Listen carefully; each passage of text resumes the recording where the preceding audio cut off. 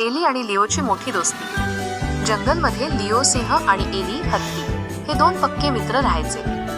एका सकाळी सूर्य खूप छान चमकत होता। लिओने एलीला एक कागद नकाशा दाखवला।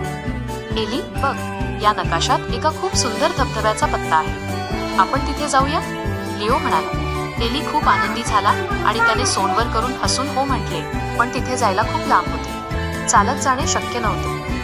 तेव्हा मंकी नावाचा एक हुशार माकड तिथे आला। मंकीने दोघांसाठी एक मोठी आणि चकचकीत लाल रंगाची मोटारसायकल बनवली। घ्या मित्रांनो, जा आणि धमाल करा, मंकी म्हणाला। लिओ आणि एलीने गाडी बघून टाळ्या वाजवल्या। लिओने हेल्मेट घातले आणि गाडी चालवायला बसला। एली पण हेल्मेट घालून मागे बसला। वूम वूम गाडीने वेग घेतला आणि ते जंगलाच्या रस्त्यावरून धावू लागले। सगळी झाडे आणि फुले खूप खुश झाली। आजूबाजूचे पक्षी त्यांना बघून टाटा करत होते। किती वेळ! पुढे रस्त्यात एक मोठा चिखलाचा खड्डा आला। धबाक! गाडी खड्ड्यातून गेली आणि चिखलाचे पाणी फसफस हवेत उडाले। एलीला खूप गंमत वाटली आणि तो मोठ्याने हसला। लिओने मात्र गाडीचे हँडल घट्ट पकडले होते। संध्याकाळ झाली, आकाशात सूर्य मावळत होता आणि रंग केशरी झाला होता।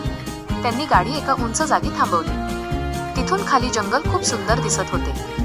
एली, आपण पोहोचलो, धबधबा तिथेच आहे, लिओ उत्साहाने म्हणाला।